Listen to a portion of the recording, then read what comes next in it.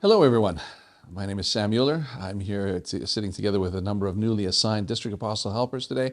Joining me now is our District Apostle helper, John Schnabel. So you were assigned as a DAH 10 months ago. What has changed for you since then? Well, Sam, a lot has actually changed. I have to say it's been extraordinary. Obviously, church has changed, church life has changed, but in particular, it's every weekend now going around the entire United States and the connected countries with the district. And it's been an outstanding experience for me because previously I was very much centered in New York. I grew up in New York, held many ministries there, and so I was a New York-centric person. And we have faithful people there too. But it was nice to kind of see the faith in different places. And that to me has been an open door, even in countries overseas where life is very, very different. And their faith is very, very palatable. So I things have changed beautifully for me. It's been interesting. I'm still between work and now taking this ministry on. So I'm in a little bit in both worlds. But every weekend I get to meet new people with a deep faith and applying it in lives that are specialized. Mm-hmm. Thank you. You spent over 3 decades in your professional life, as you just talked about. Our task of spreading the gospel in word and deed, even in daily life, can be a challenge. So in your context, how were your experiences, and do you perhaps have any suggestions or tips for us? Yeah, so in New York, I work in the financial district, not really known for its religiousness or religiosity, I guess maybe is the word. And so I've had to apply my faith in those types of circumstances in a world really where making the almighty dollar is the most important thing. But even in that setting, people are people. And so there are moments where you find an opening and you can share your faith. And sometimes, yeah, you have to be somewhat camouflaged. New York is a little bit of a rough and tumble place, and people don't talk to each other regularly on the subways going to and fro work. But not too long ago, I had a situation where my closest colleague at work passed suddenly, my age, and it really was a difficult time for the firm. And we gathered together as a firm with the family. And the brother came over to me and said, "My brother told me that you're a minister, and we want you to pray here." So in front of those 300 people, and it was really, I thought to myself, just this, I'm completely out of context here with these people. But I said, "Lord, now maybe this is my opportunity to show." And so we did.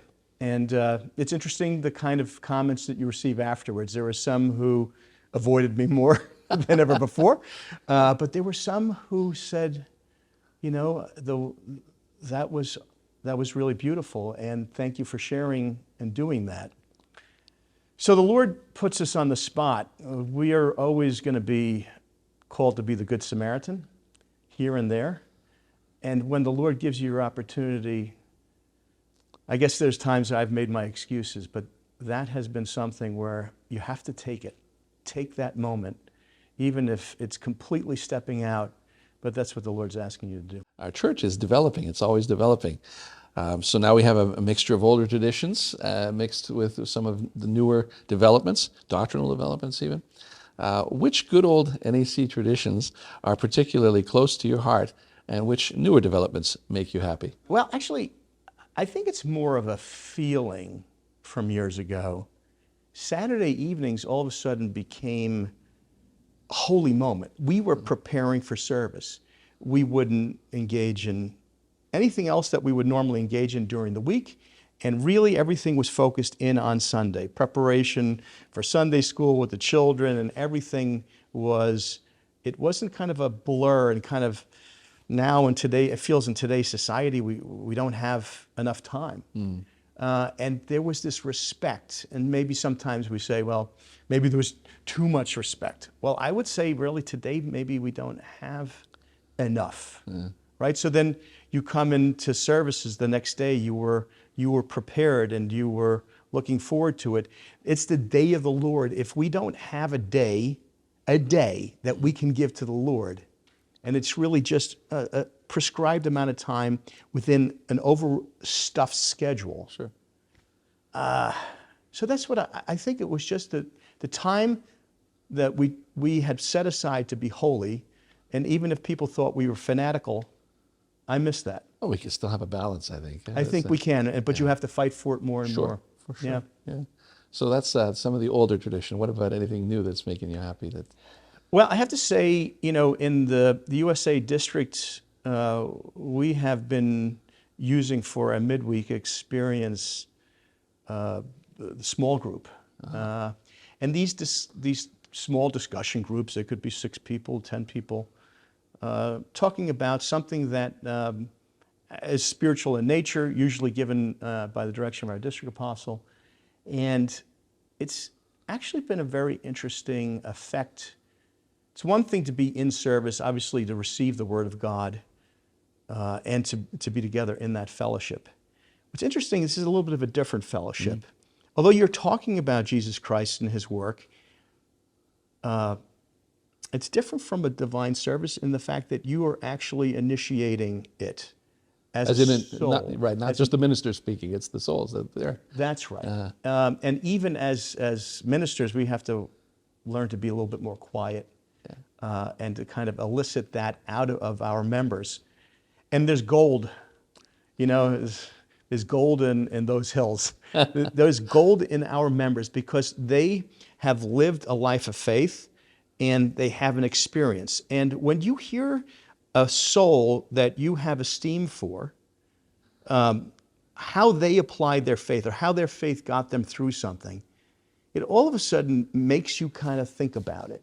And it does create this relationship within the congregation of a fabric that's a little bit more knit together. Fabric is, in the old days, maybe not today, but you used to take a thread and move it up, move it down, move it up, move it down. And these are these moments that we bring it together. And I can say that those who don't engage in it are missing something. And there are frayed elements. Let's face it, there are parts of the threads at the end of the garment here that are sometimes frayed because we're so put under pressure in today's society. And this time is actually a way to be holy, but also gives you then the impetus to be able to say, oh, I do know about my faith. Oh, maybe I can share this. Yeah. And I can share it within a protected group, a small group, but then it also allows you to launch forward and bring the gospel to everyone else.